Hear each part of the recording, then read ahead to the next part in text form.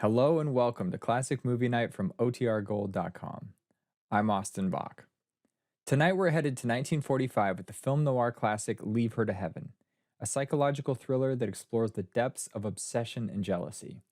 Directed by John M. Stahl, the film stars Jeanne Tierny in a career-defining role as Ellen Barrett, a woman whose love becomes dangerously possessive.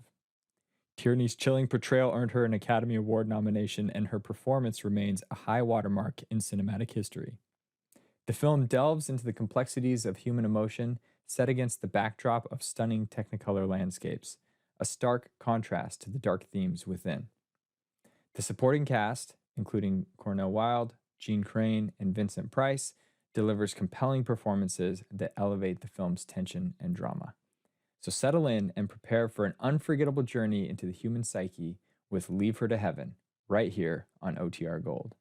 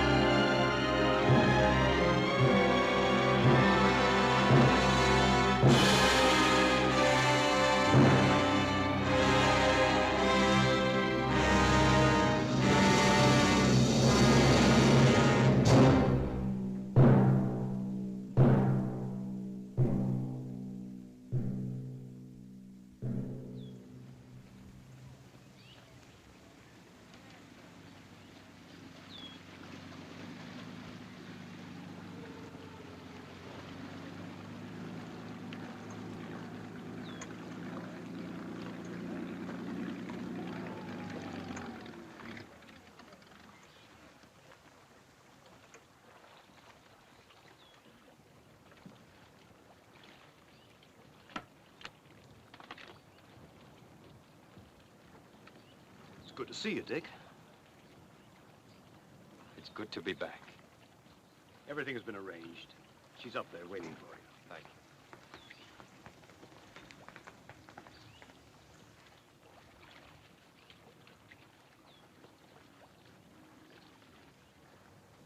Oh, dear man.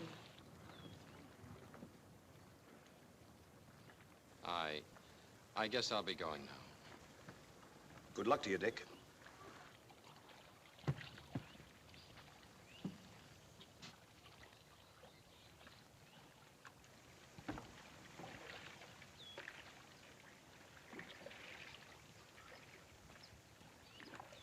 Been through hell, hasn't he? To a man like that, 2 years in prison is worse than hell. Isn't that Dick Harlan? The chap who used to live in back of the moon? Yes, I believe it is.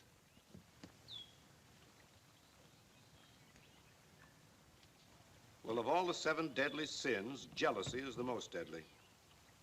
Oh, will you bring us some coffee, please? You were his lawyer, weren't you? Yes, I defended him. Some might say I lost the case for him. I read the newspapers, but somehow I never could make head nor tail of it. Well, there's some things that couldn't be told in a courtroom. Yet of all the people involved, I suppose I'm the only one who knew the whole story. You see, it was through me they first met. He'd been working very hard on a new book. I invited him up to my place in New Mexico for a rest. They met on the train.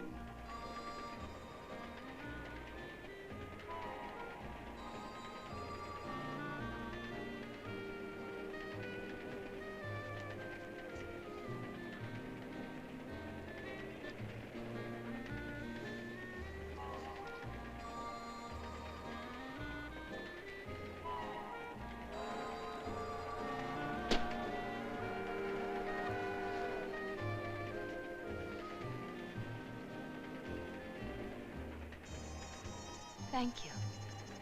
You're quite welcome.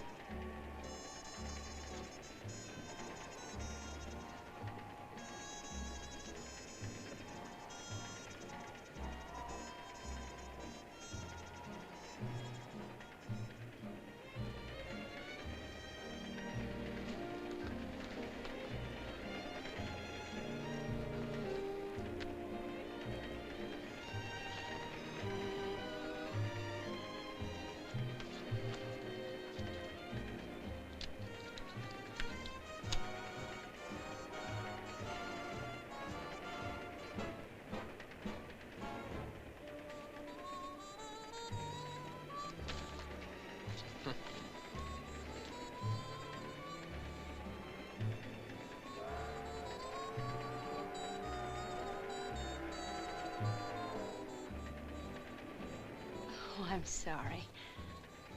I was staring at you, wasn't I? I didn't mean to, really. It's only because you look so much like my father. When he was younger, of course, your age. A most remarkable resemblance. For a moment, I thought... Do forgive me. Well, to tell you the truth, I was doing quite a bit of staring myself. And I assure you, it's not because you look like my mother. As a matter of fact, I can't say you look like anyone I've ever met before. Then why did you stare? Do you really want to know? If it's not too unflattering. Now, you know perfectly well that nothing I could say about you, the way you look, I mean, could be anything but flattering. Of course, if you don't like flattery. Oh, but I do. On second thought, it won't be flattery. It'll be the truth and nothing but the truth. Any resemblance to flattery will be sheer coincidence. Shall I proceed? Proceed. While I was watching you, exotic words drifted across the mirror of my mind as summer clouds drift across the sky. Couldn't you be a bit more specific? I'll try. Watching you, I thought of tales in the Arabian Nights, of myrrh and frankincense And patchouli? patchouli, that's it. Wait a minute.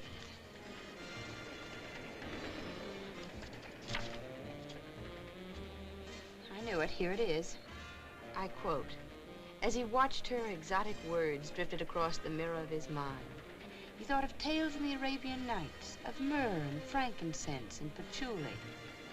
Unquote.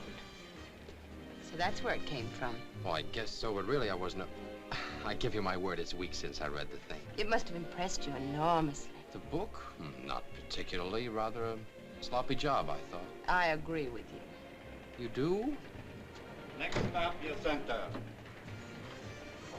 Next stop, your center. Oh, that's me.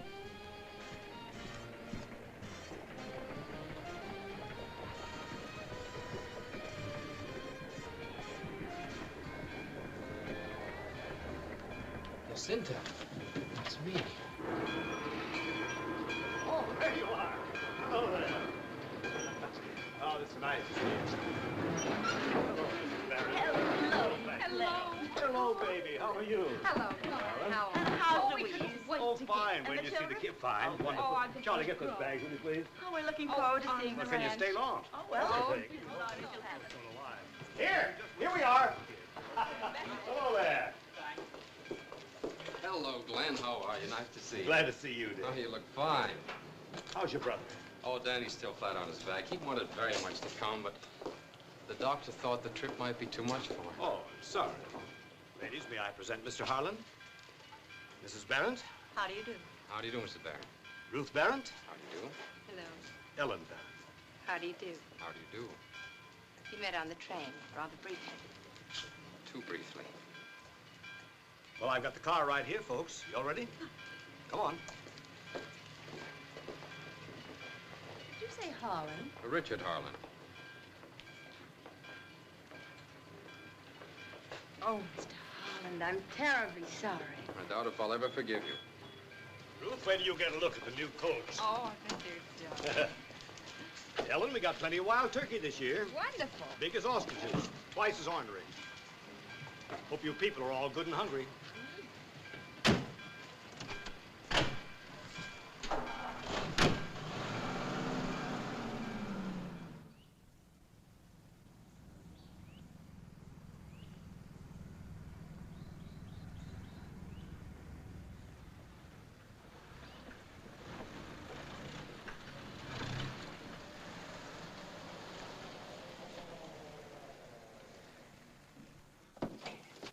we are.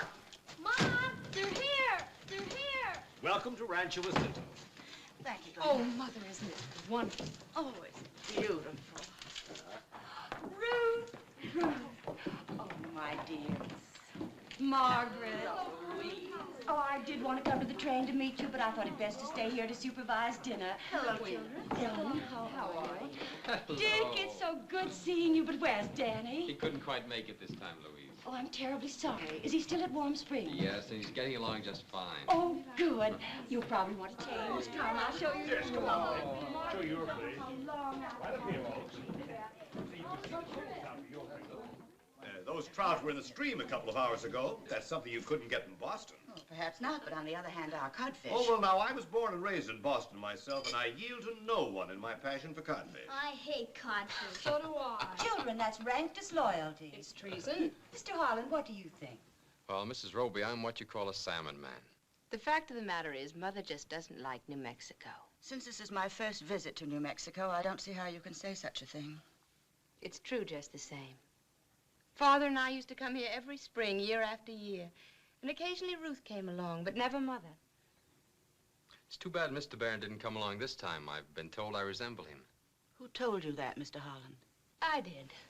Louise, don't you think so? Well, yes, now that you mention it. Glenn? Well, in a way. In every way. I noticed it the minute I saw him in the club car. His face, his voice, his manner. It's uncanny. Well, I must admit you've aroused my curiosity. If I should get an opportunity to meet your father. That's hardly likely, Mr. Holland. My husband... We've come here for my father's funeral.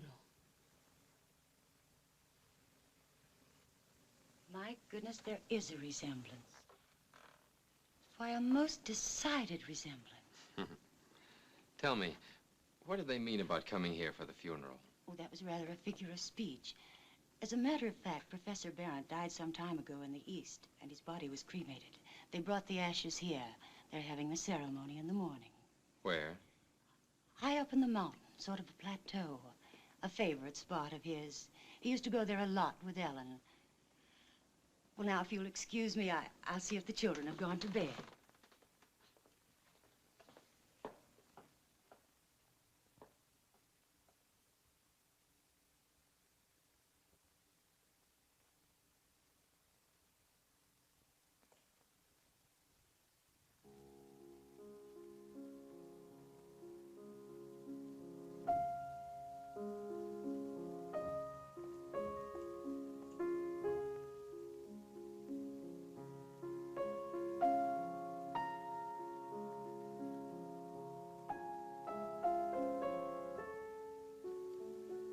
Hello. Hello. Ellen's gone for a walk. Well, how did you know that I... Oh, I'm quite psychic. Oh. And is your sister psychic, too? Oh, yes, much more than I am. Only I'm not her sister. You're not. No, I'm a cousin. I've lived with the family ever since I was a child. Mrs. Barron adopted me.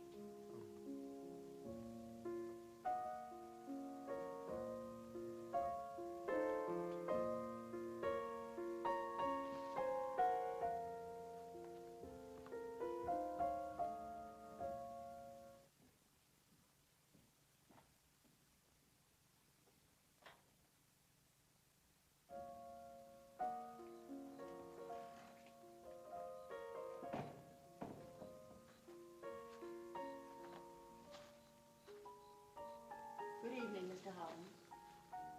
Oh, good evening.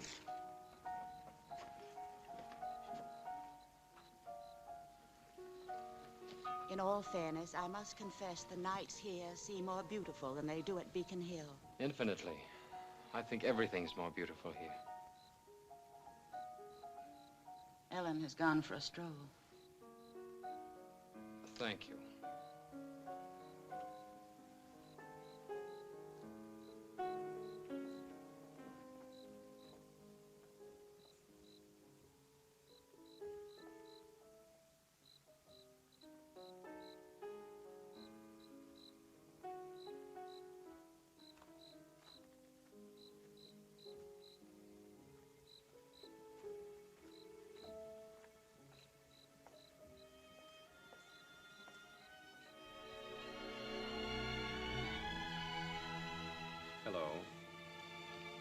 Hello.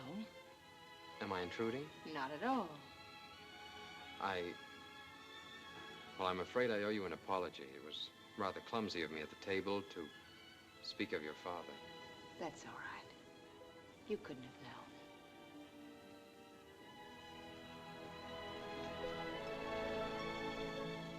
You were very close to your father, weren't you? Yes, we were inseparable. From the time I was able to walk, we were both happiest when we were together.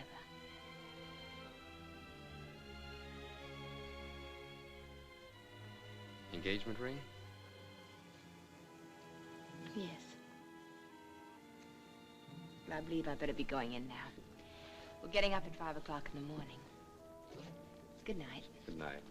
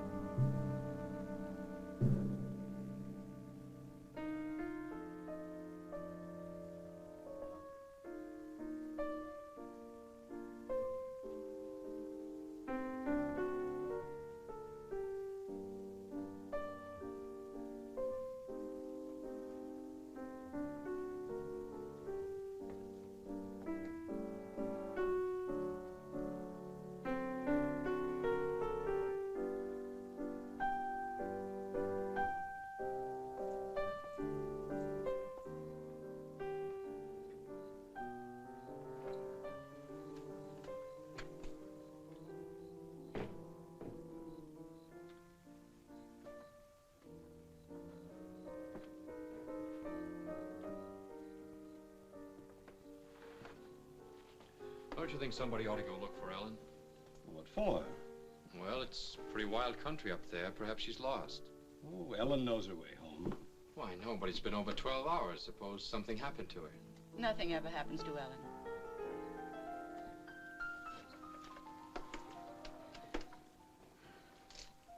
Well, I think I'll take a ride before I turn in.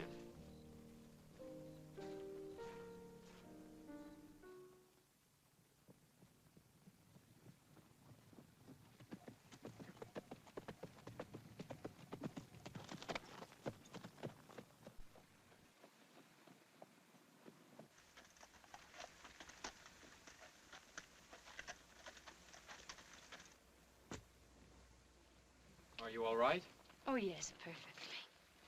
I just wanted to be alone for a while. Thank you for coming to the funeral this morning. You knew I was there? Yes, I saw you as I rode by. I hope you don't think it was just curiosity. No, I understand. I'm glad you were there. So am I. I'll never forget it. Father used to say it was like riding across the front lawn of heaven. We made a pact to bring our ashes here when we died. If you die first, I told him, I'll bring yours here.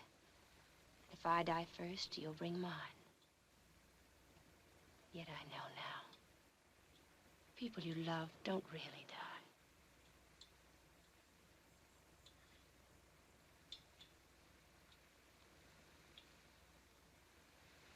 Shall we go now?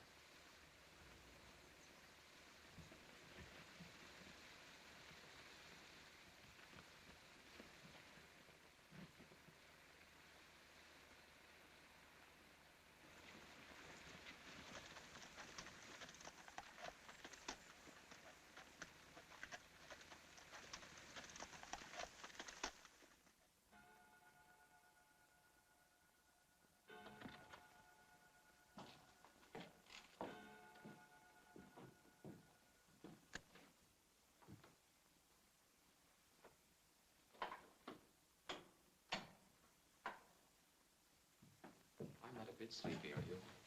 Not in the least. Have you forgiven me yet? What I said about your book. Oh, that. I have an altogether different opinion now. I finished reading the book last night, and I found it quite absorbing. What made you change your mind? I got interested in one of the characters. Which one? The author. Well, I assure you the book is not supposed to be about me. Oh, but it is, whether you like it or not. Every book's a confession, my father always said. Of course, you have to read between the lines. And did you? Mm-hmm. Well, what sort of man am I? You're a bachelor. 30 years old. You were born and raised in Boston, and you went to Harvard, where you edited the Lampoon. When you graduated, you went to Paris, and you studied painting for a while. You have a lodge in Maine called Back of the Moon. Before you went in for writing novels, you were a newspaper man. Your favorite sport is fishing, and you speak French and Spanish quite well. Well, shades of Sherlock. Do you mean to say you got all that just from reading my book? Just from reading The Dust Jacket. It was all there under your picture, you know. You know, if you lived in Salem 100 years ago, they'd have burned you. Why did you give up painting? Well, it was like this. In the first place, I discovered I was colorblind. But since I was interested in post-impressionism, that didn't matter much, did it? No. However, when I made the acquaintance of the boys in the left bank, I found that they lived in squalid garrets, and most of them were miserably undernourished. Have you ever known what it was to be really hungry? I'm hungry right now. Good heavens, you must be. You haven't had dinner, have you? No lunch. Why, you poor thing, you must be famished. Mrs. Roby told Emily to leave you a tray. Good. Oh, there it is. I'll get it.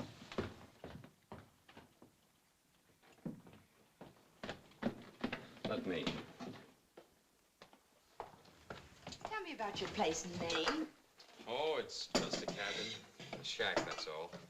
But it's set down in just about the most beautiful country I've ever seen. Why do you call it Back of the Moon? Well, there's a lake up there, shaped like a crescent. Danny and I used to spend all our summers there. You love Danny a lot, don't you? Well, naturally, Is that why you've never married? Because you've had to take care of him? No, not exactly.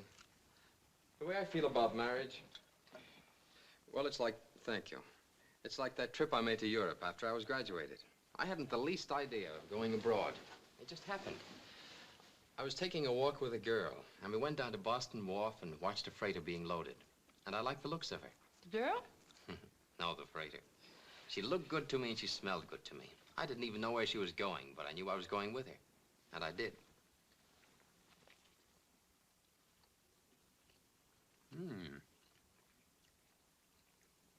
Hey, this is about the tastiest sandwich I've ever eaten. What is it? Turkey. Wild turkey.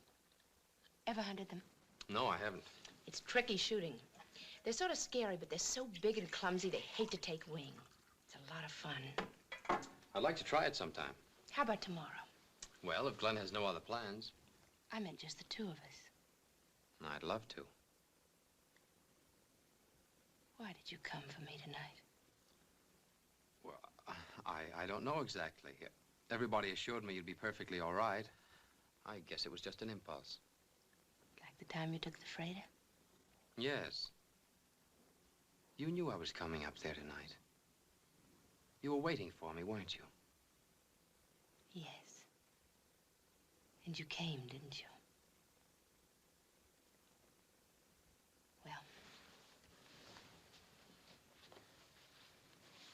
Good night.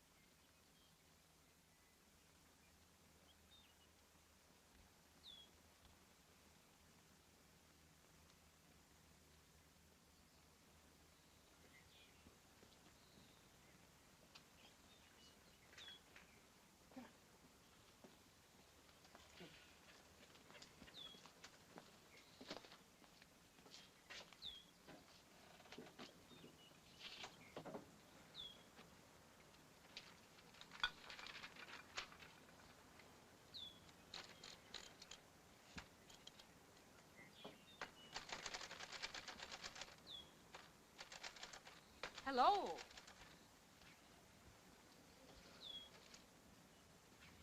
What's going on up there? I'm just pruning and tying up the roses. I hope I wasn't interfering with your work. Oh, not at all. I'm glad you're here. I was thinking about you. Something you said the other night. What did I say? Something rather strange. You said you'd been adopted by Mrs. Barrett. What's so strange about that? Well, you didn't say Mr. and Mrs. Barrett. Weren't you adopted by both of them? Well, yes, of course. Then why did you say Mrs. Barrett? I don't know. I suppose it was because she suggested that she was alone so much of the time, and I mustn't keep you from your work.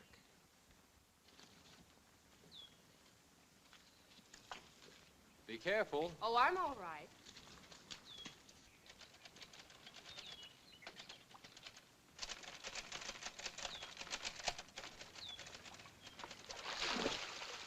How's that for an entrance? Perfect. I'm delighted to see you. All of you. Thank you. I do hope I've interrupted you in your work. You have. Constantly, all morning. But how could I? I haven't been with you until just now. Oh, yes, you have. I've been thinking about you and about Quentin. Who told you his name? Glenn Roby. How did he happen to tell you? I asked him. Why? Because I hated Quentin. Do you know him? No. Then why do you hate him? Because you knew him. That's nice. You're going to hate everybody I know?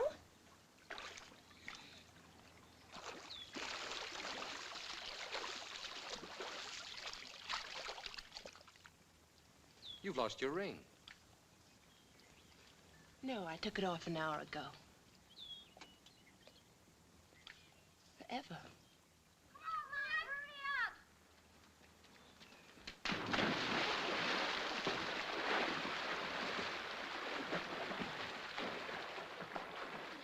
I race you across. 1, 2, 3, go!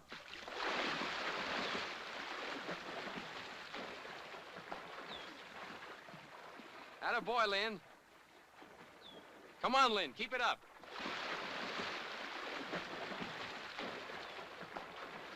Come on.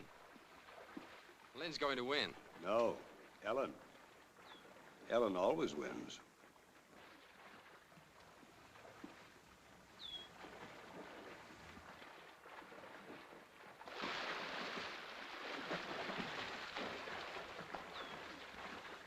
The winner! Don't forget we have a date after lunch.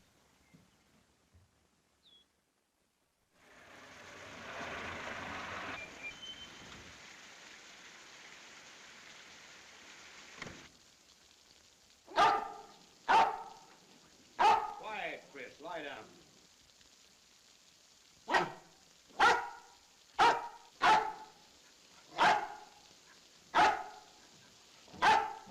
What's the matter with you? Oh, come in. Hello, Roby. Quiet, Chris. Quiet. You take your things. Thank you.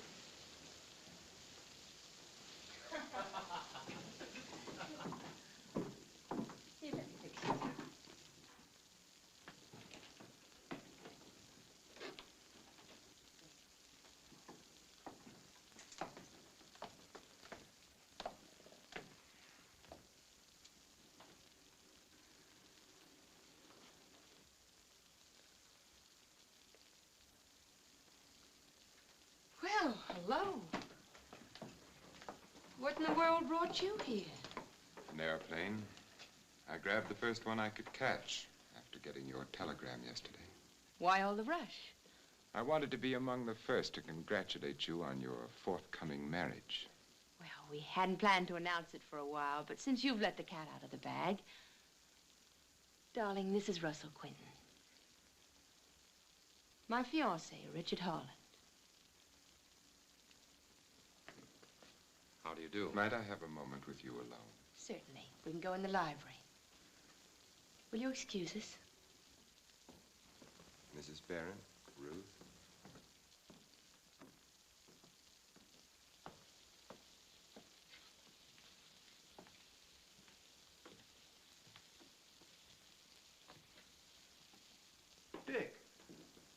true? I'm so happy for Ellen. Well, For thank you, both Ruth. of you. Well, that's all very well, but what I want to know is when and how. Well, I'm sorry, Russ. Really, I am. I never expected you to come here in the midst of a political campaign. When do you plan to be married? As soon as possible.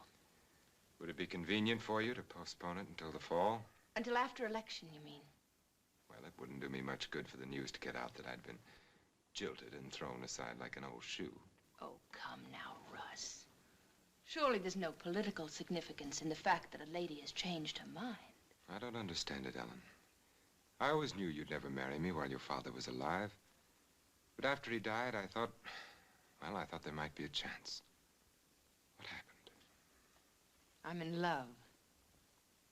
We intend to get married at once. Tomorrow.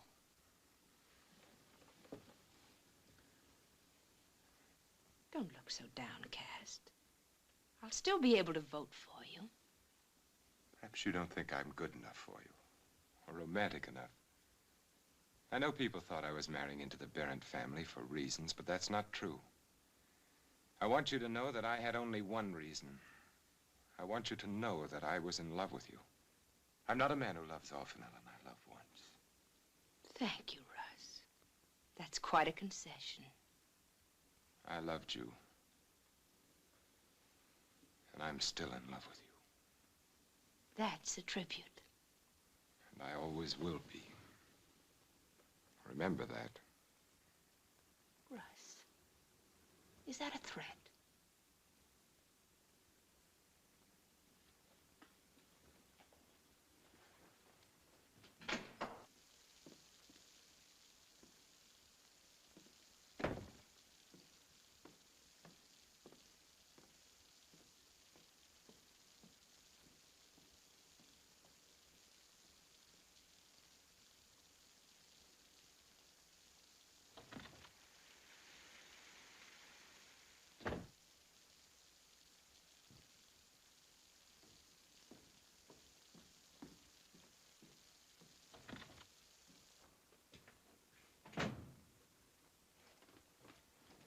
now look here, Ellen. Darling, will you marry me? Why, you unpredictable little...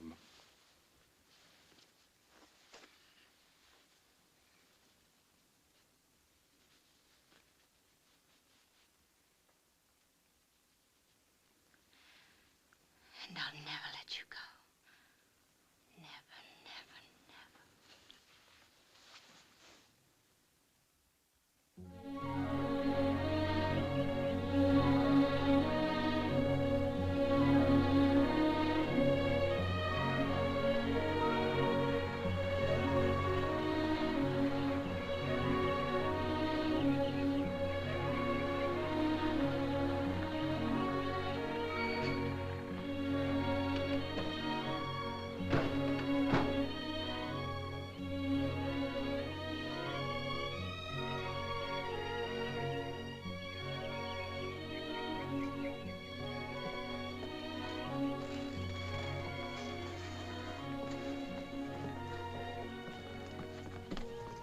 Ellen, there he is.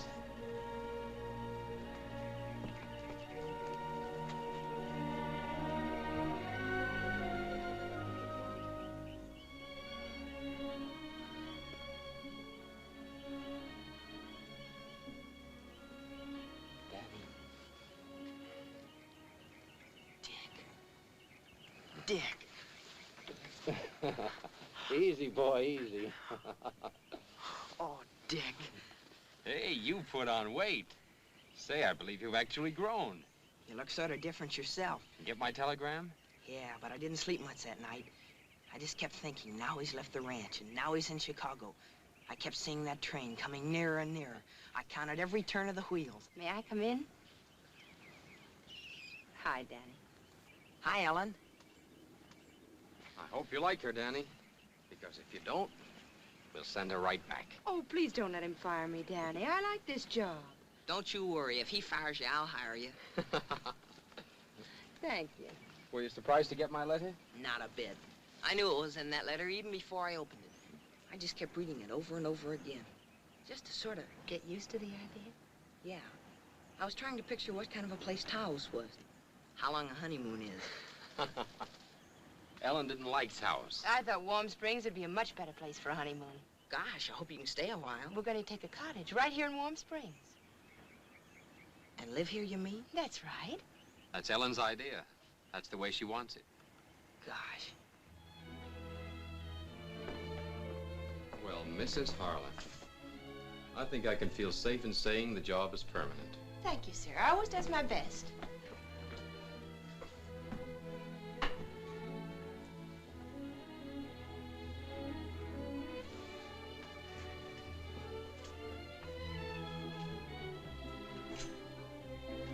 I trust you'll find the soup to your taste. It's sheer understatement to call this ambrosia soup. I call it consomme à la patchouli. But when you get around to hiring a cook, be sure and teach her the recipe. I have no intention of hiring a cook, or a housekeeper, or any other servants. You mean for the present? Ever. Idiot. I don't want anybody else but me to do anything for you. I want to keep your house and wash your clothes and cook your food. A born slavey. And besides, I don't want anybody else in the house but us. Ever? Ever. Well, but suppose in the natural course of events? No, that's different. And what about Danny? Well, that's different too. And only 3 people have ever been to Back of the Moon. That's me and Dick and Thorne. Who's Thorne? Leek Thorne. He's a woodsman. He helped build the house and the dam and the boathouse and all. He takes care of the place.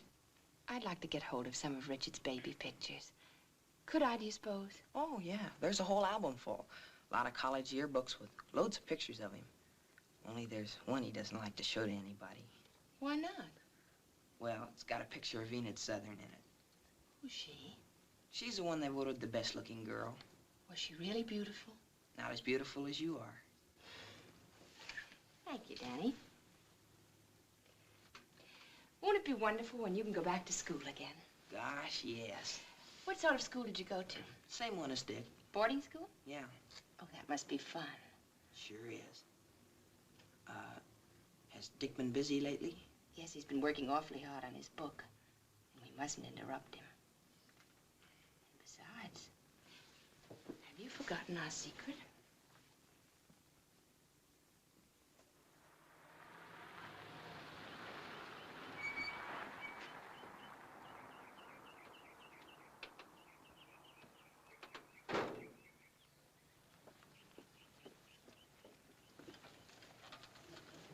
Danny!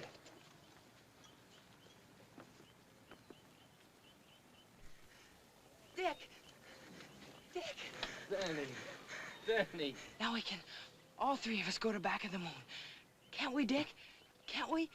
You bet we can. You bet we can.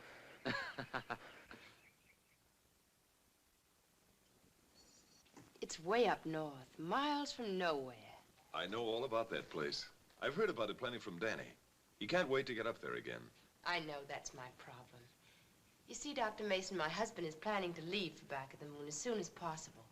And he wants to take Danny with us. So do I, of course. What's the problem? Well, it's so remote up there, wild and rugged and miles from the nearest town. The facilities are rather primitive. There isn't even a telephone just in case we need to reach a doctor for Danny. I'm quite sure he won't need a doctor up there. Or medicine or something. Or medicine or anything. But what about school? That can wait. I must say, Danny's progress has been rather remarkable. I don't know how you did it. You must have practically willed that boy to walk. But don't you see, Doctor, my husband will be busy a good deal of the time writing. And with nobody else around. Isn't there somebody there, somebody with the name of Thorne? Yes, but he's leaving, and so it'll be... I assure you, I don't want to shirk any responsibility. I'm thinking only of Danny, and I... No, that isn't true. I'm thinking a little about myself, too. I know you'll understand, Dr. Mason. I gave up my honeymoon to come here so that my husband could be with his brother. But he's been working, and the burden's been on me. I've spent hours here, every day. I was glad to do it. It was no sacrifice at all. I love Danny as much as he does. And I'm just as happy as he is that Danny's doing so well. But after all, he's a cripple. I'm sorry. I didn't mean to say that. I'm sure you didn't. I didn't mean it. Of course not. I'm afraid I haven't been too well myself lately. Mrs. Harlan, what do you want me to do? I want you to tell my husband that it would be better for Danny to stay here at Warm Springs. But that isn't true. It would be much better for him to go to Back of the Moon. But surely it could do no harm for him to stay here, or perhaps go back to school. And if you'll only tell my husband... Why don't you tell him? Because coming from you... Richard. Hello, Doctor. Oh, Richard, I've got such wonderful news. Dr. Mason has just consented to let Danny come with us to Back of the Moon.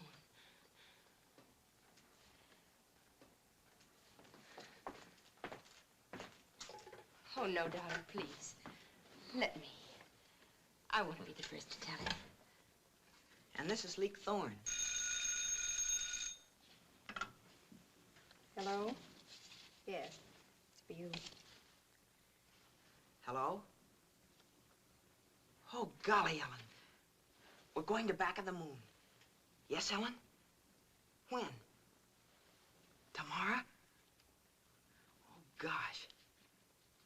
Yeah? Gee, thanks, Ellen. Gosh.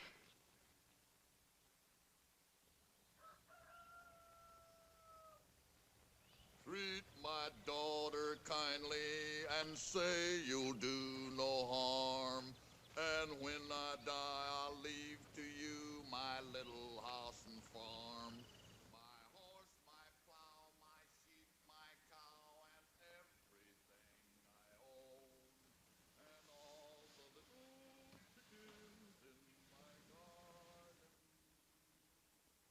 My horse, my plow, my sheep, my cow, and all the little chickens in my garden.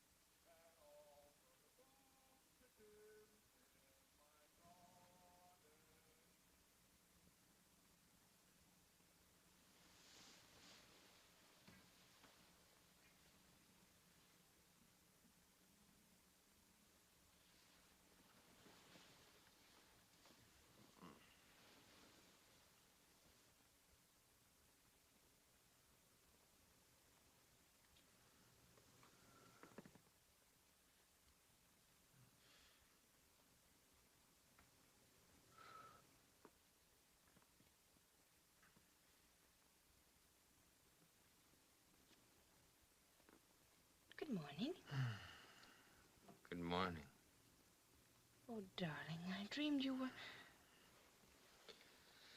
What gives? Another day with you. 24 hours with you.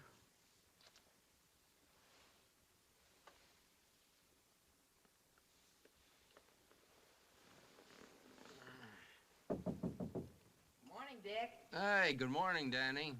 Morning, Ellen. Hi, Danny. Hey. How about a dip in the lake before breakfast? Okay.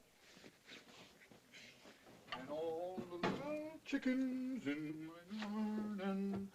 Dee-dim, dee-dee-dum, dee-dee-dee-dee. Morning, Miss Harlan. Thorne, who gets up first, you or the sun? Well, mostly it's neck and neck. Thought maybe you'd like to have me fix breakfast for you this morning. Oh, no, that's my job. Shucks, I'm beginning to feel sort of like a fifth wheel around here. You mustn't feel like that. Richard considers you a part of the place. You must have been especially nice to him when he was a boy. Oh, that wasn't hard. He was a nice kid. You must have had wonderful times together. Yep, tolerable. Did he change much when he got to be a young man? Not especially. Did he used to confide in you a lot? Yeah, sometimes. Did he ever tell you about Enid Southern? Who? Enid Southern. I don't especially recall he did. Who was she? Oh, nobody in particular, I guess. Just school stuff.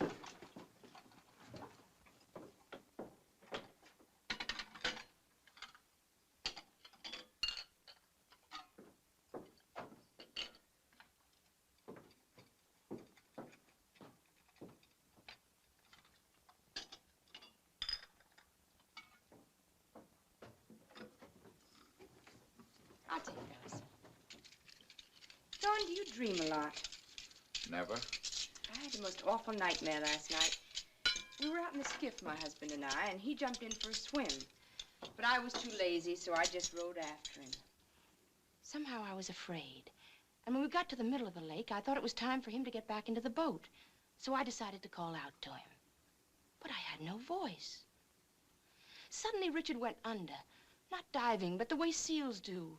Just sort of settling in the water. Then he came up again, and one of his arms flung out to me as if he were trying to call to me. I tried to row to him, but the lake was like glue. The boat wouldn't move. My arms were paralyzed. Then he went down again.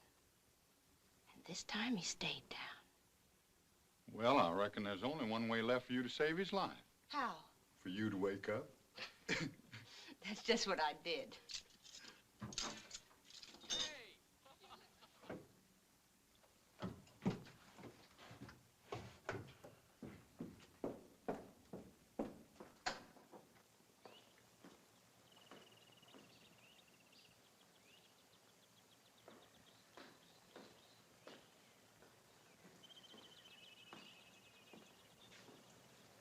Come and get it. Oh, come on in, Ellen. The water's swell. Guess we better go in. Okay, last one in's a sissy.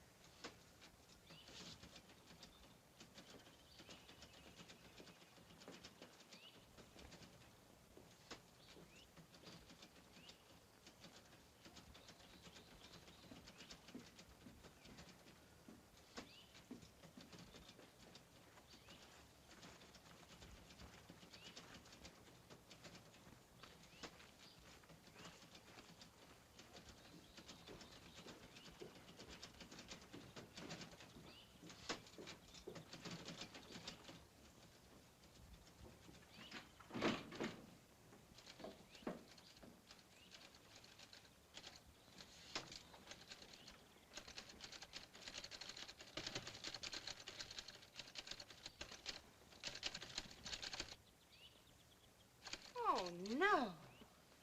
Know what? Good grief. Will you marry me, he said. Well, what's wrong with that? In the first place, men never propose.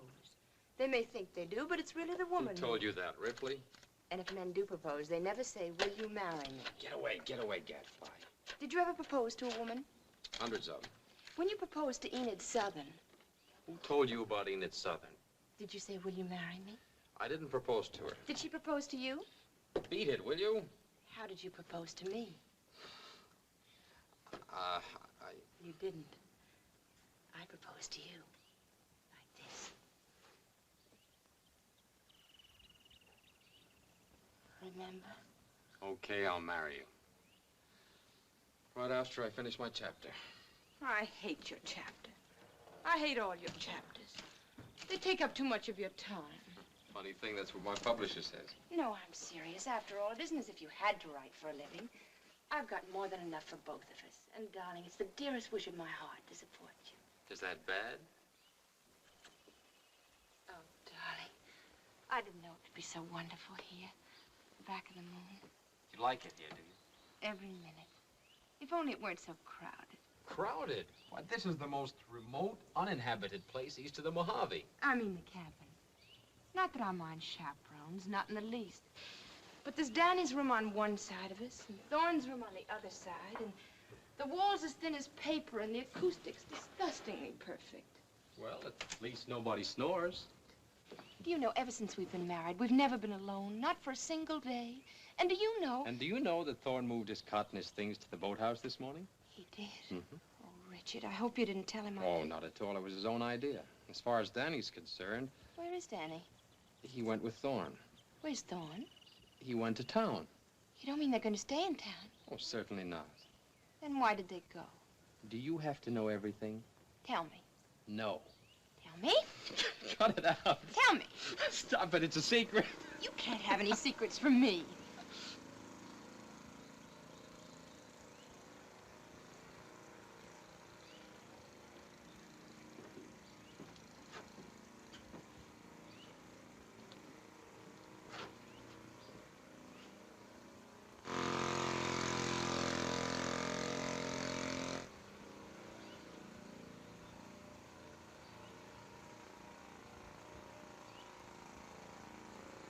We wanted to surprise you, honey.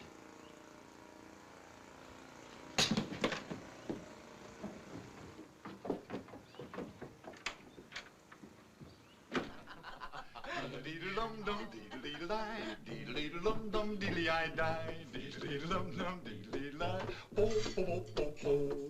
Oh, we've got a mule down on our place. We put this mule in the derby race. At the crack of the gun, he took to the rail. He flew with his ears and he stared with his tail. A very funny wedding happened down our street. A man named Oates married a gal named Wheat. And as they marched down the aisle, you see the organ played, "What shall the harvest be?" Oh, a possum and a tomcat had a fight. They fought all day and they fought all night. They fit and they fought till their tails dug the ground. Then they hoisted up their tails and they fit another round. Oh, deedle-deedle-dum-dum, deedle-deedle-die, deedle-deedle-dum-dum, deedle-die-die, deedle-deedle-dum-dum, deedle-deedle-die, die-die-die-die. Danny, you sing one. Come on. Oh, I got a gal named Caroline. Some of these days she's gonna be mine. She's the gal that I admire. She's the gal sets my heart on fire. What was that? Oh, that was a loon. There's a couple of them across the lake. They sound horrible. Oh, you'll get used to it. But wait till you see the deer. You'll love them. They come right up to the cabin to be fed. What do you give them? Potato peelings and salt. And then, of course, there's our porcupine. Oh, yeah. He used to come up every morning and nibble on the doorstep. The Robies paid us a visit at Bar Harbor just before we left. Are they well? The children had the mumps. Oh. Of course, you've heard about Russ Quinton being elected district attorney. Really? They say he's got his mind set on the governorship. It wouldn't surprise me if he made it. Do you suppose we could find some wild wisteria and transplant it around the cabin? I know where there's some. Oh, fine. Then tomorrow we... I'm afraid Thorne won't have time for that. He has his work to do. Look what I can do. Thorne showed me.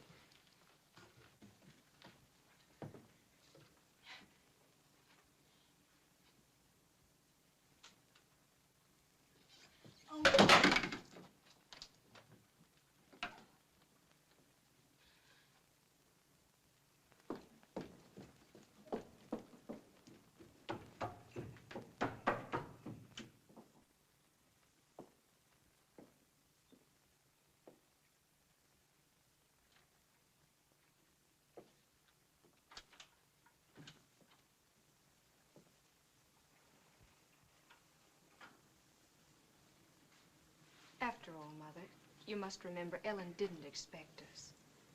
We shouldn't have come, Ruth. We shouldn't have come.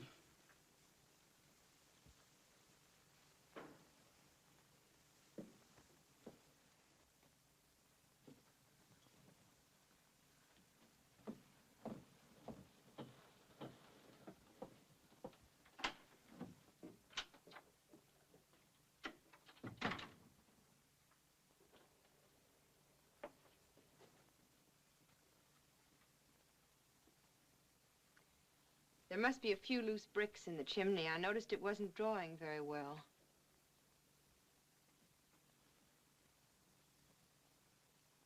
Did you hear me, darling?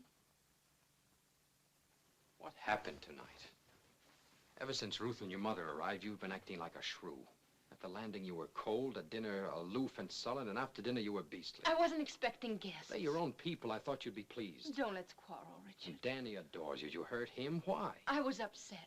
You were insulting to your mother, mean to Thorne, treated him like a servant. Well, isn't he? Certainly not. He's a friend, one of my dearest friends. Is Ruth one of your dearest friends, too? What's eating you? Ruth is your own sister. Ruth is not my sister. All night long, you devoted yourself exclusively to her. Well, somebody had to make her welcome. Maybe you're in love with her. You're in a rotten mood, Ellen. Maybe that's why you invited her up here. Shh. Do you want her to hear you? I keep forgetting you can't draw a deep breath in this room without being heard all over the house. Let's change the name of the place from Back of the Moon to Goldfish Manor. What's happened to you? You're deliberately whipping yourself into a fit of hysterics. Oh, no, I mustn't do that. It might disturb Mother and Ruth or wake up Danny.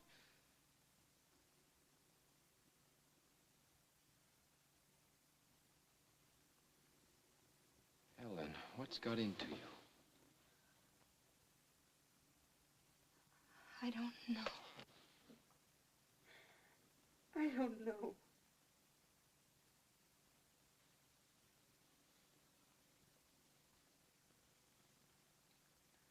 Oh, darling, forgive me. I'm sorry.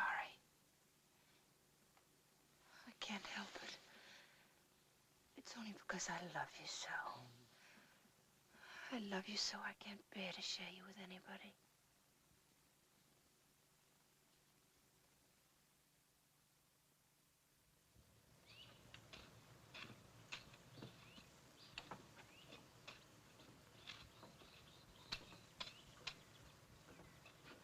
Well, the gal with the hoe.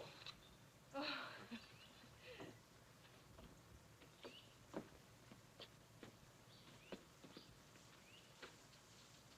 Say, you're doing a swell job. Oh, it's easy here. You just put things in the ground and they grow. It's much harder by the sea where we live. Dick, when are you going to visit us at Bar Harbor? Want to finish the book, maybe? I think you'll like it there. We were talking about it this morning, Mother and I. We thought it might be a good idea for Danny to go back with us when we leave. The beach is lovely, and we have a sailboat. He'd have a wonderful time. I'm sure he would. There's a school, too, an excellent school. Yes, I know. Helen told me all about it. I'll have a talk with Danny.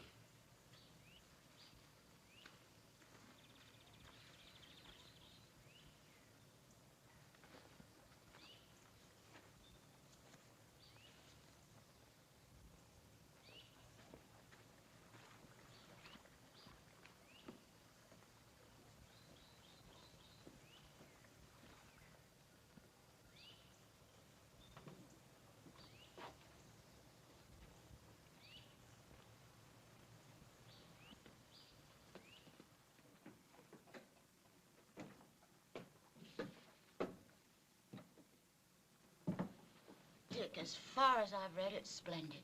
Oh, well, just for that, I'll dedicate the book to you. Now, what shall I say? To my sweet, my beautiful, my discerning mother-in-law? Who advised me to dedicate this book to my wife. I'll dedicate the next one to her.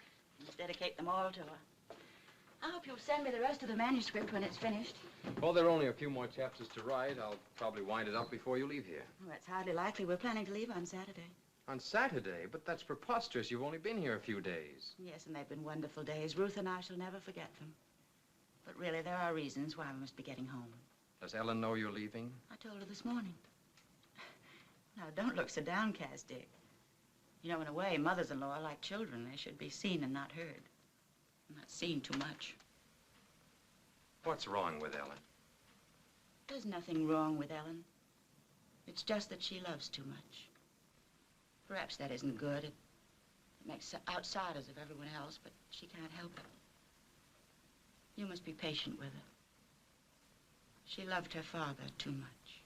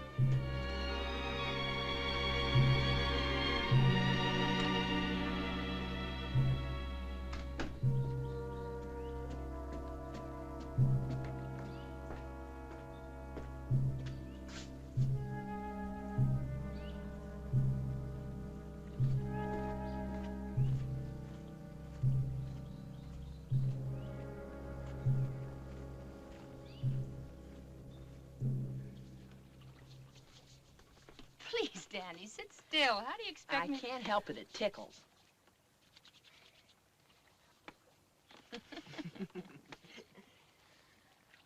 You'll just love our house by the sea. There are a lot of rocks on one side of the beach, and when it's low tide, you can go there and watch the anemones and the ink squids. And there are the most wonderful shells and pebbles, all sizes and colors. Sounds swell. Hold still. How'd you like to go to Bar Harbor for a while? I had a letter from Ruth, and she'd love to have you. I'd love to go. With Dick, you mean? Well, no, he doesn't want to leave here until the new book's finished. And then we can join you. No, I'd rather wait then. Till we can all go together, the three of us. We wouldn't be separated for long. Just a few weeks. No, I'd rather wait.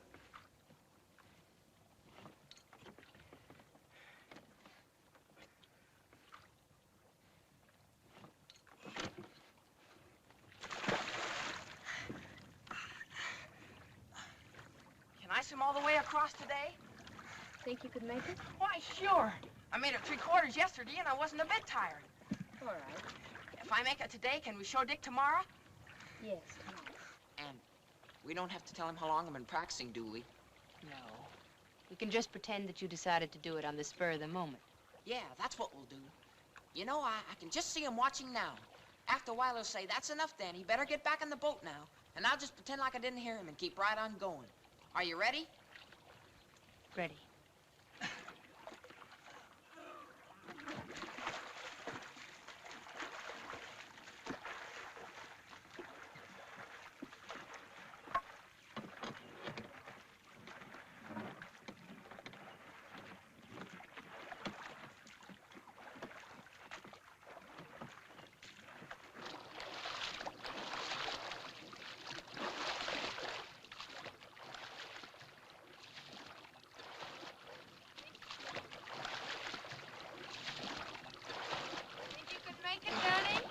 It's a cinch.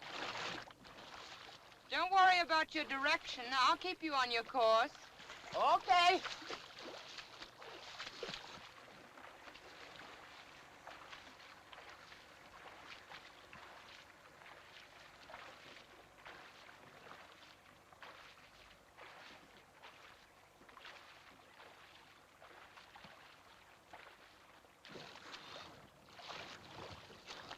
Are we halfway to the point yet? Not yet.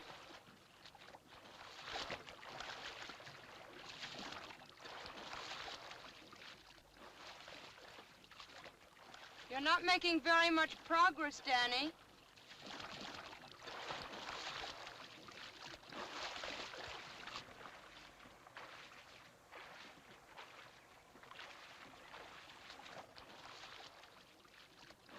Are you all right? I'm a little winded. I had a kink in my side, but it's gone now. Better float for a while. Yeah.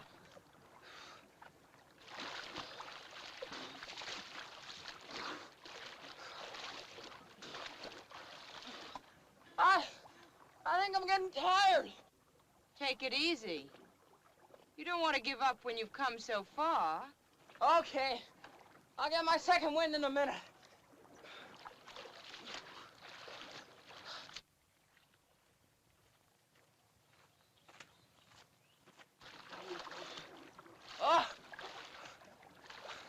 Oh, water's cold, colder than I thought. I ate too much lunch. I got a stomachache. Alan, it's a cramp. Alan, it's a cramp.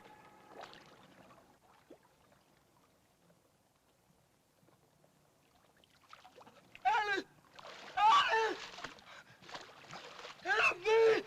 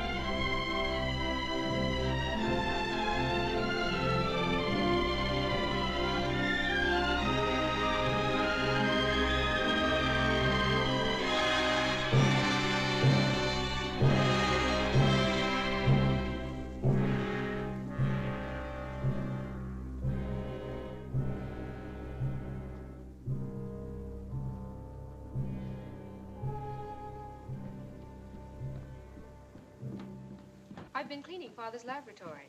I thought it might be a good place for Dick to work. He's dropped his work. He's dropped everything. I'm losing him, Ruth. I'll die if I lose him.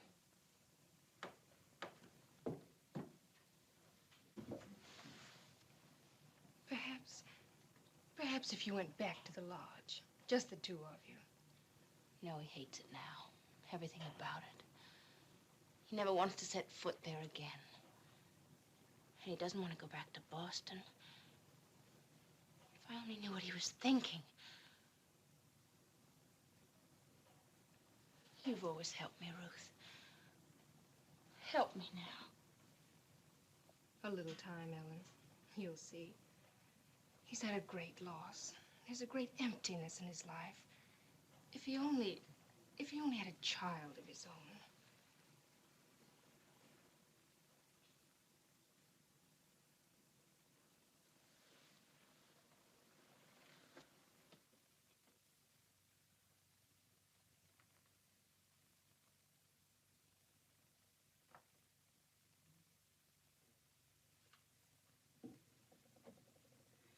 Oh, it's wonderful.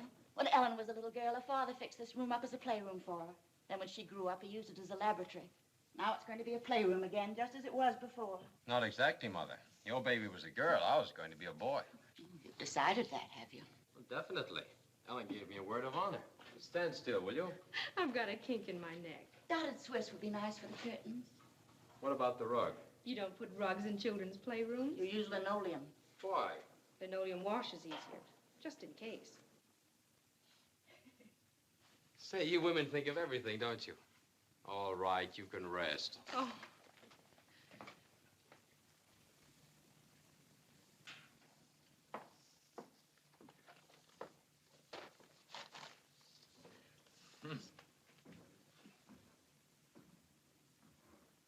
Ellen, you shouldn't have walked up those stairs. You know what the doctor told you? Darling, come here and sit down. What have you done with Father's lab? We didn't want you to see it till it was finished. What have you done with his things? We stored them in the basement. Why didn't you consult me? We wanted to surprise you. It's an ideal place for a playroom. But I didn't want the room changed ever. I wanted it left just as it was. I know you don't like being surprised, but we were only trying to please you. Come on, darling. Everything's so wonderful now.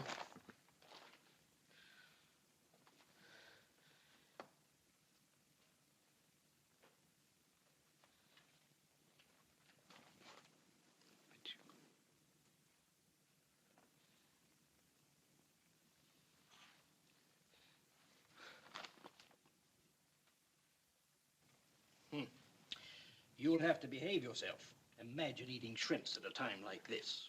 Where's Richard? He went to town. They always upset you. I've been telling you that for years. Did Ruth go with him? Yes, I think so. Especially now in your condition. When did they leave? Right after lunch. And another thing, don't try to be so blamed athletic. What time is it, Mother? Almost 5. You've got to stop gadding about. Gadding? What are you talking about? This baby's making a prisoner out of me. Now, what are you having it for, then? I can't do anything. I can't go anyplace. I don't even see my husband. Why don't you have him come in here? Because I don't want him to see me this way. That doesn't make sense. Those are orders now. No shrimps, no stairs. And don't you budge off that couch.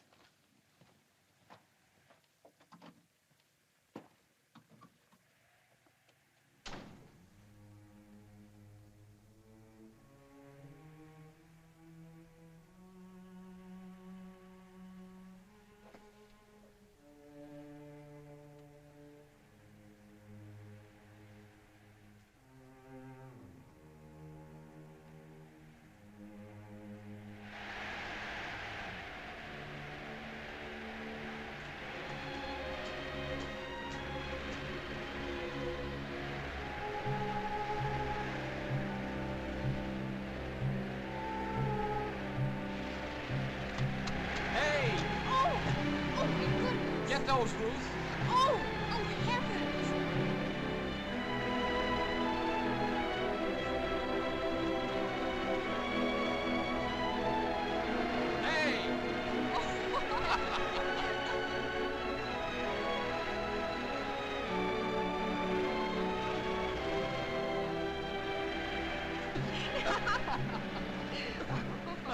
There! What are you doing? You look so funny. You should always wear your hat like that.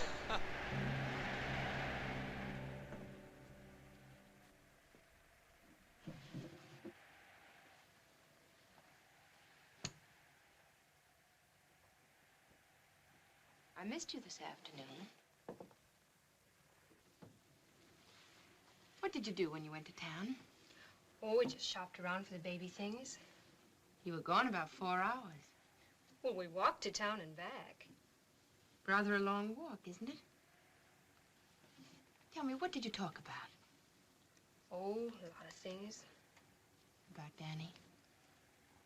No, About me? not especially. You're looking very well, Ruth. I've never seen you so happy. Tell me, do you think Richard loves me? Well, now, that's a silly thing to say. Oh, I know in the beginning he loved me. But I'll tell you something funny. He never liked me. He loved you, but he never liked you. That's right. We've never really been friends like you and he. He likes you. Tell me, has he found a nickname for you yet? Well, not exactly. Sometimes he calls me the gal with the hoe to kid me about my gardening. He used to call me Patchouli.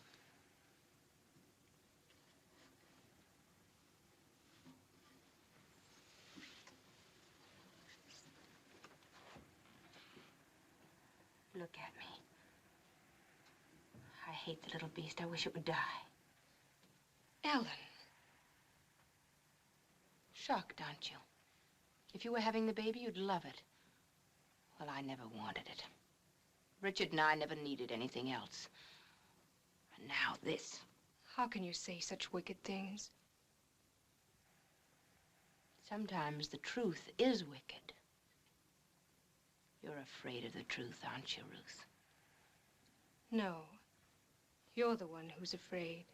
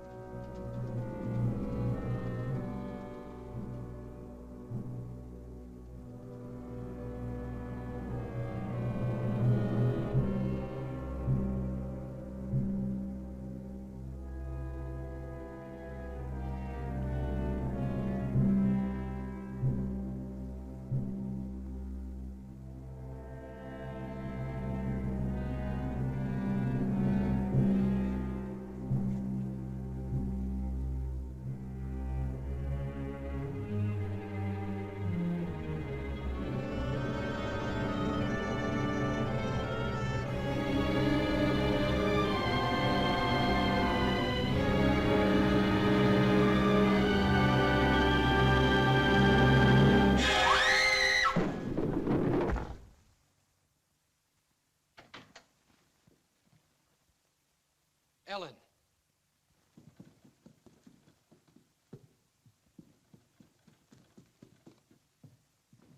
Call the doctor.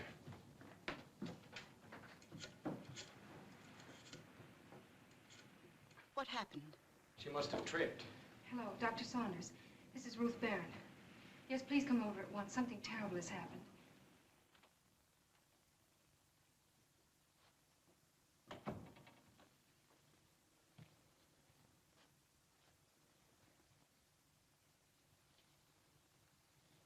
Well, we couldn't save the child.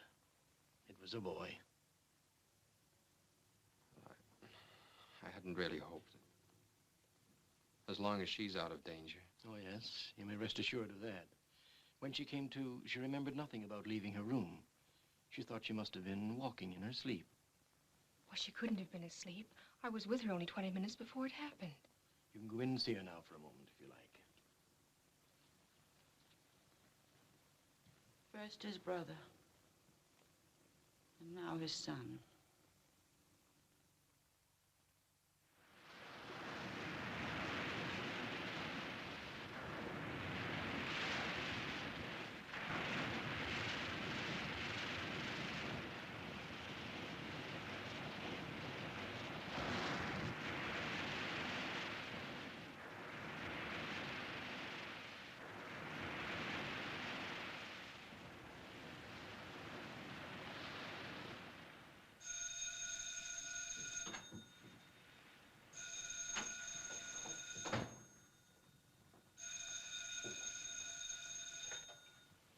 Yes? No, she's not here at the moment.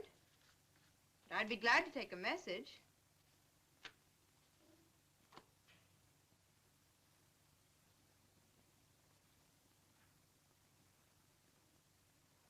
Yes, I will.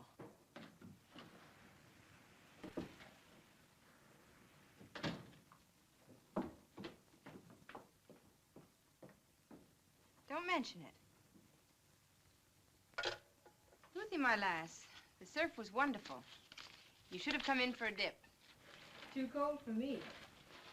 You're a softie. You always were.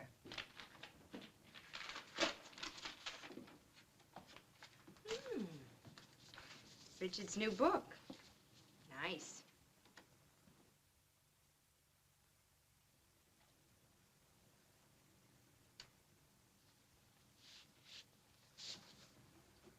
Where is everybody?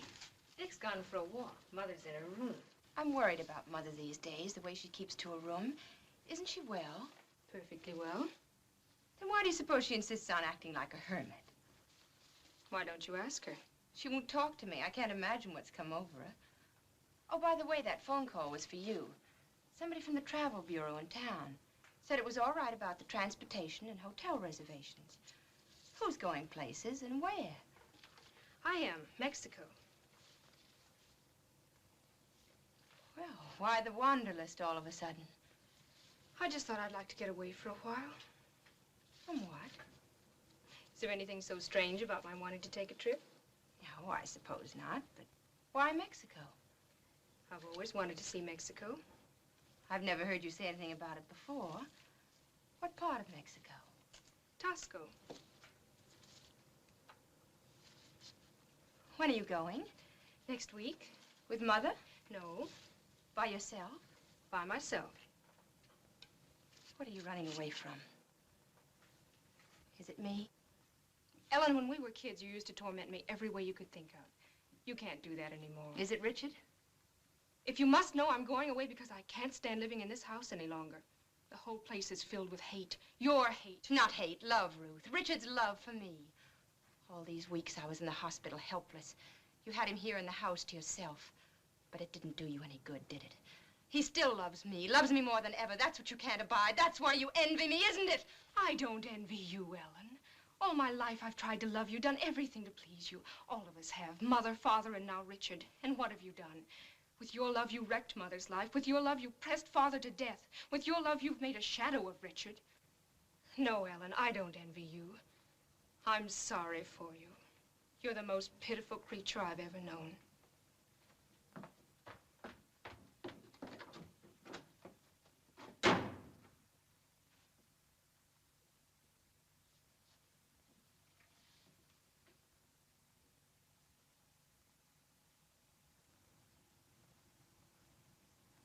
Richard. Have a nice walk. You haven't shaved, darling. But I'll forgive you. Your new book just came. I've been glancing through it. I noticed the dedication to the gal with the hoe. I'd hoped it would be to Patchouli, but I suppose she did help you with it a lot. Oh, well, there'll be other books. Darling, I had no idea the setting of your book was Mexico. I didn't even know you'd been there. Why didn't you tell me?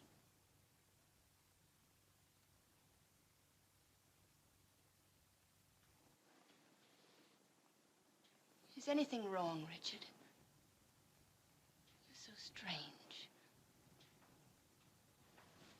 You've been avoiding me. Going off by yourself. Where do you go? What do you think about? Whatever it is, can't you share it with me? We haven't done that for a long time, shared things. Ever since Danny... You've never forgiven me for that, have you? You've always blamed me. You did tell me not to let him swim the lake unless you were with us, but we wanted to surprise you. Danny was so happy planning to surprise you. He'd been doing so well. He swam 3/4 the day before, and he was sure he could make it. The water was so warm. I thought there was no danger. I must have looked away for a moment, and then when I looked back, Danny was sinking. I pulled at the oars and then lost one, and then I grew panicky. It was like a nightmare. Like walking in your sleep? Yes. Yes, I began to paddle, and the boat didn't seem to move. And so you let him drown, didn't you? Didn't you? Richard, you're hurting me. What happened that day at Back of the Moon? You got rid of everybody else. Your mother, Ruth, Thorne. There was only Danny left. What were you thinking of? You never really cared for him. You only pretended to. What happened? Did he refuse to leave? Don't, Richard. Don't. Was that why you killed him? I didn't mean to let him drown. But you did, didn't you? You're a perfect swimmer. And the boat was so far away, and he was going down for the 3rd time. You killed him. You let Danny drown, didn't you?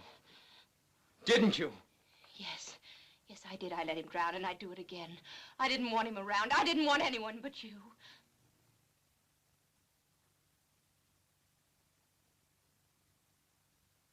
I knew it. I must have known it all along. I kept pushing it out of my mind. I couldn't believe it. Didn't want to believe it. How could I? You loved me, you said. Wanted only to make me happy. Yes. Yes, that was all I ever wanted, Richard. Your happiness, only that. I didn't mean to let Danny drown. I didn't plan it. I swear I didn't. But when the cramp caught him and he went under, I thought if he never came up again, I'd have you all to myself. I thought if he was gone, you'd have only me. And suddenly, while I was thinking that, he was gone. I was sorry then and frightened, and I tried to find him, tried honestly, tried hard, but it was too late. Why don't you kill me, Richard? You could so easily, you know. And the baby. You never wanted it, did you? No. Oh, don't you see, Richard? I didn't want anyone around, only you. I wanted to be just with you. I couldn't stand having anyone between us. Oh, I love you so, Richard. I love you so. I'm leaving you, Ellen.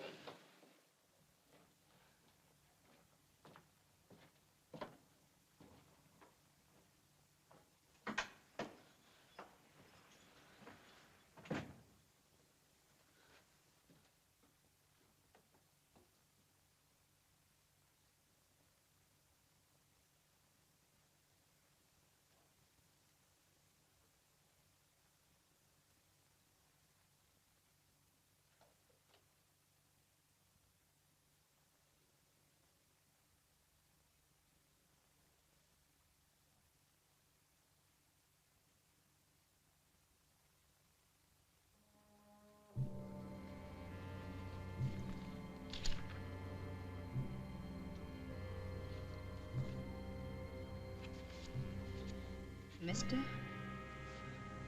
Russell Quinton. District Attorney, Sussex.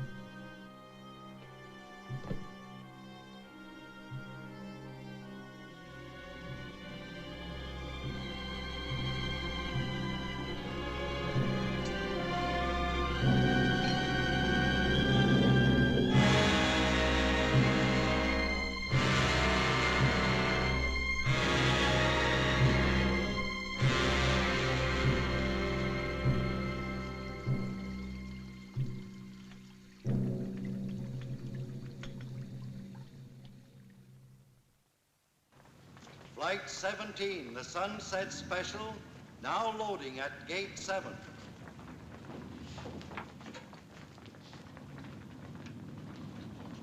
Mr. Richard Harlan, wanted at the telephone. Inquire at information. I'm Richard Harlan. Use the phone number 1. Thank you.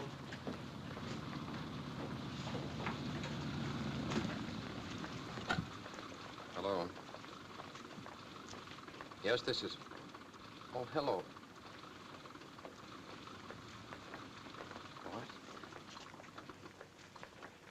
Well, how did it happen? Oh, yes, of course. I'll take the first train back.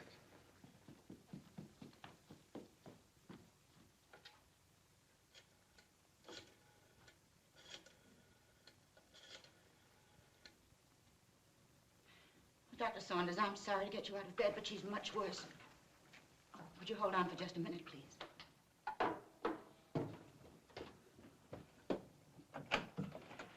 Dick, Thanks. Where is she? in her room. It happened very suddenly. We were having a picnic lunch at the beach. Doctor, it seems to be more serious than you thought. Could you come at once, please?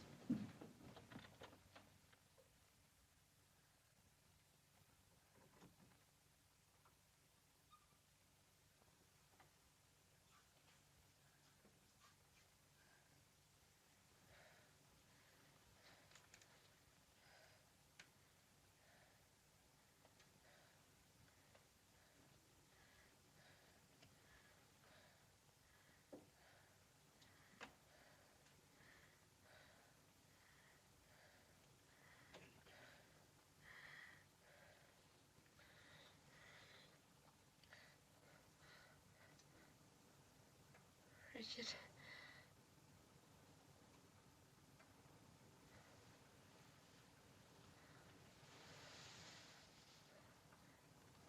I'm going to die. Oh, don't talk like that, Ellen. You're going to be all right. No. And you mustn't feel sorry for me. I'm not afraid. Only promise me one thing. I want to be cremated, like my father. And my ashes scattered in the same place. Remember? I remember. Promise? Of course, Ellen. I'll promise anything you like, only... Richard!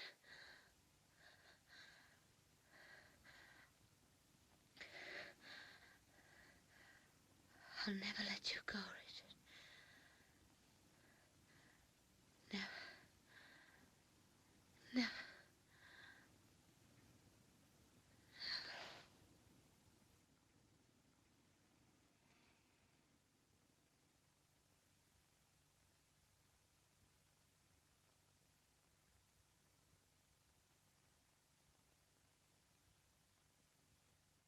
Murder. Cold, brutal, premeditated murder. The state will prove that on the afternoon of September 5th, at a picnic attended by Ellen Harland, her mother, and her adopted sister, that Ellen met death as a result of poisoning. The state will prove that the sugar with which Ellen that day sweetened her coffee was mixed with poison, and that she met death by reason of that poison. The state will prove that the defendant had both motive and opportunity to commit this dreadful crime. And the state will prove that the defendant, Ruth Barrett, deliberately and maliciously plotted and carried through the murder. It'll be all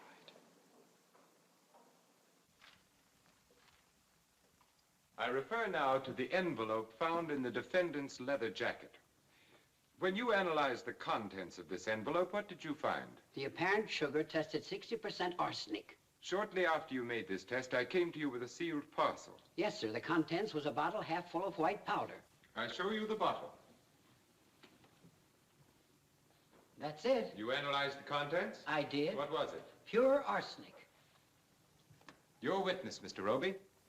No questions. Mr. Medcraft, you were the manager of the Bay State Mortuary. I am. Were the remains of the late Mrs. Ellen Harland cremated at your establishment? Yes, sir. Who made the arrangements? Miss Ruth Barrett. Your witness.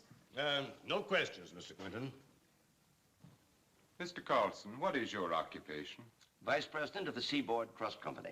Your bank is trustee for the estate of the late Ellen Barrett Harland. Yes, sir. When was the last time that you saw Mrs. Harland? Just after she got out of the hospital. Did she make any provision in her will about being cremated after her death? No, she did not.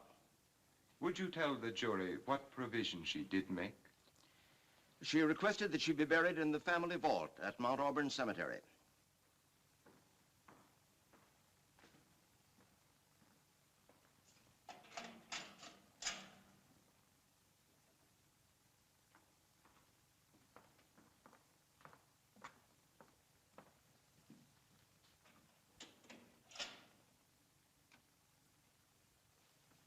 Hello, Dick. Hello.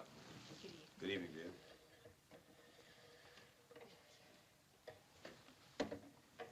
Tomorrow, Dick, you'll go on the witness stand. You must remember that Quentin isn't just the prosecutor. You may rest assured he'll have his brass knuckles on. He'll throw the whole book at you. He'll ask you some questions that won't be easy to answer. One in particular. You swear to tell the truth, the whole truth, and nothing but the truth, so help you God? I do.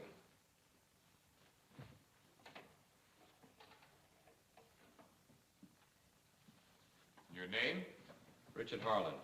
Your profession? Writer.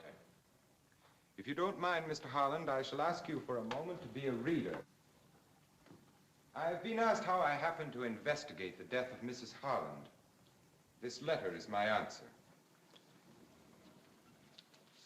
I ask you to read it.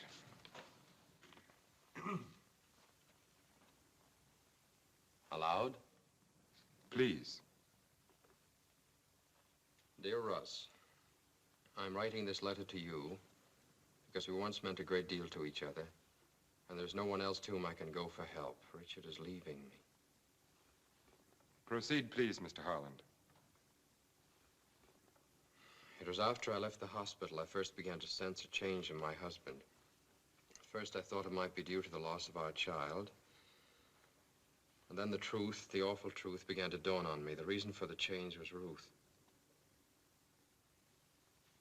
Russ, they love each other and want to get rid of me. When Richard suggested a divorce, I went to Ruth and begged her to give him up. She said she intended to have him and would stop at nothing.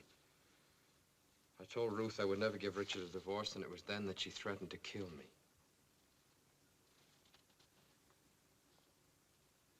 Go on, Mr. Harland. Russ, I know she means it and is capable of it. She will kill me the first chance she gets. If you don't mind, Mr. Harland, would you read that last paragraph a little louder? She will kill me the first chance she gets. Go on, Mr. Harland. I'm afraid to stay in the house, but I can't leave without Richard. I'd rather die than give him up. I don't know what to do or where to turn, except to you, Russ. Please help me, Ellen. Mr. Harland, you identify the handwriting in this letter? Yes, Ellen's. I call your attention to the first sentence. I am writing this letter to you because we once meant a great deal to each other. Do you know the significance of this? I suppose it refers to the fact that you once were engaged to her. Yes, we were once engaged. Did you know that when you first met her? Well, she was wearing an engagement You ring. knew when you met her that she was engaged to another man. Yes. And in spite of that, you made love to her. I suppose so. Will you tell the jury about this courtship? I didn't exactly court her. You mean that she courted you? No, not that either. Well, then what do you mean? I knew that she'd marry me if I asked her to. And so you decided to ask her? No, I decided not to. Did she ask you?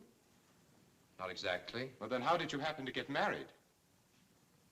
Well, I found one day that she had removed her engagement ring. She gave me to understand. I realized then that I was in love with her. Did you tell her so? Yes. What did she say? She said she would never let me go. How soon after this were you married? A couple of days later, she wanted it that way. Were you reluctant? I was doubtful.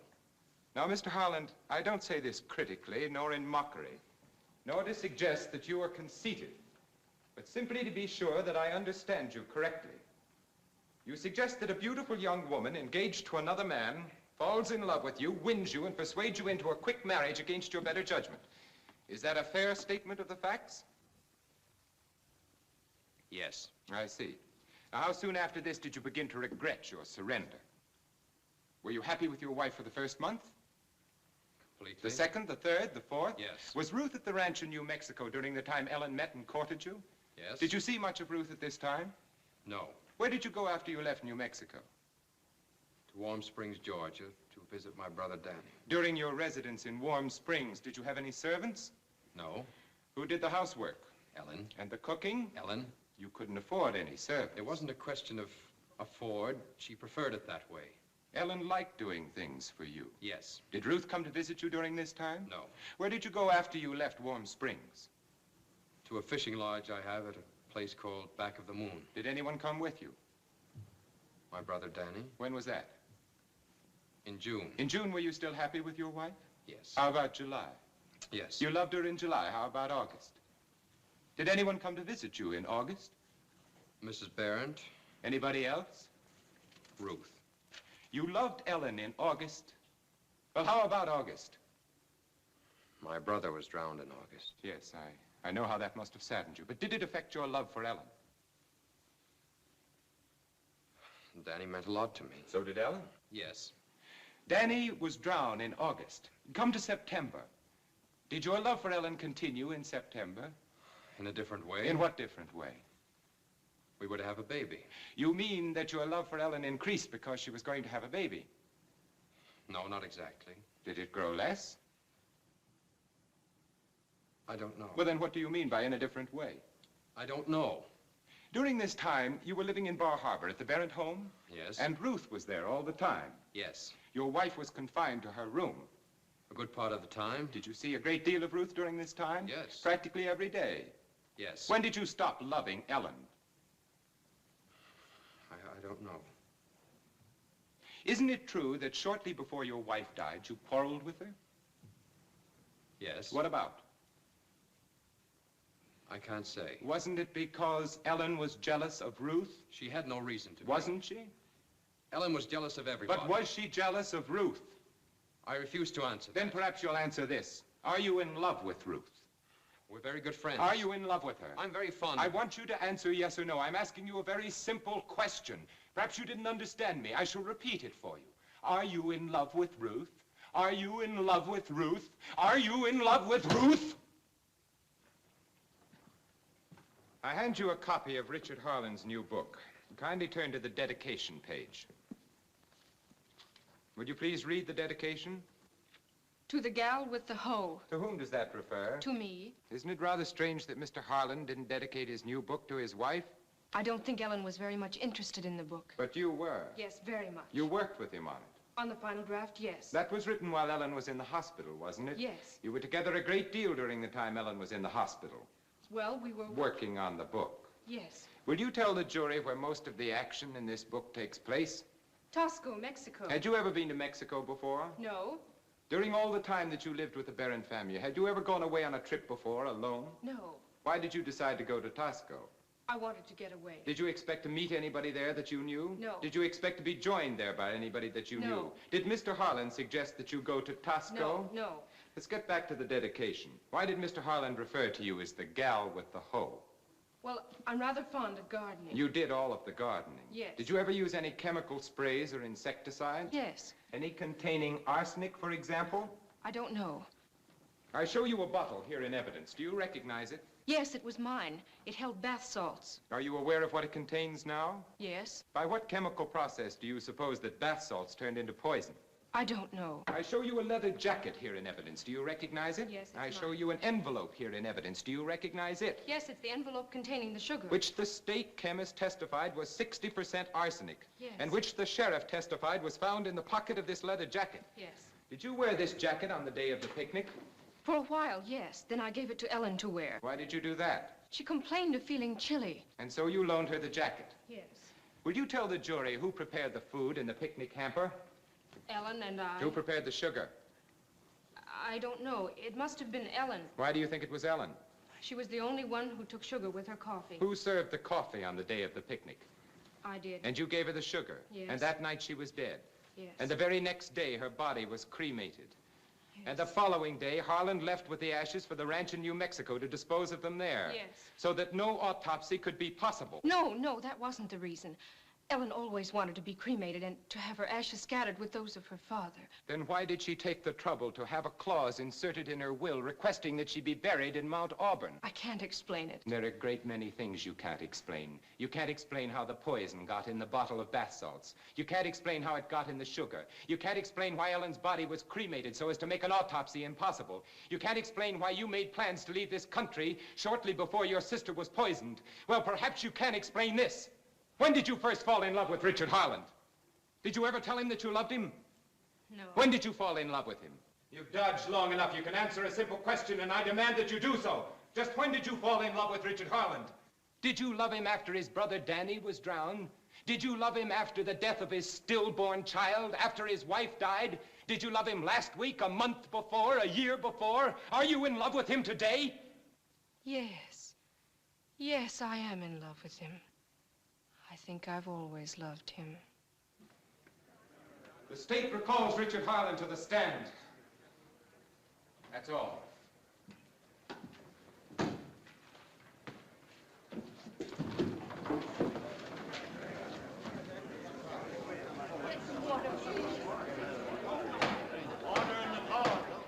Richard Harland, you heard that woman finally tell the truth. And now I want the truth out of you. You heard Ruth Barrett confess her love for you. And now I ask you, as I have asked you over and over, time and again, are you in love with her? Are you in love with the woman who murdered your wife? My wife was not murdered. She killed herself. Do you honestly believe Ellen committed suicide? Yes. Knowing her as you did and I did, you think her capable not only of committing suicide, but falsely accusing her own sister of her death? Ellen was capable of anything. You actually want the jury to believe that she was that sort of monster? Yes, she was that sort of monster.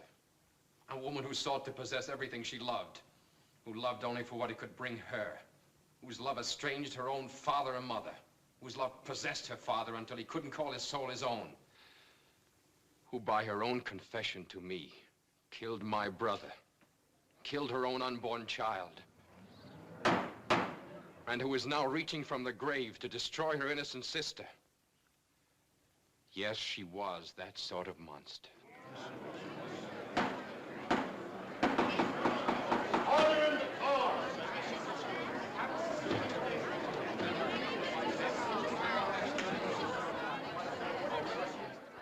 It took the jury only 10 minutes to bring in a verdict of not guilty for Ruth. But Harland had sacrificed himself. In withholding knowledge of Ellen's crime, he'd become an accessory. He got 2 years. But Ellen had lost.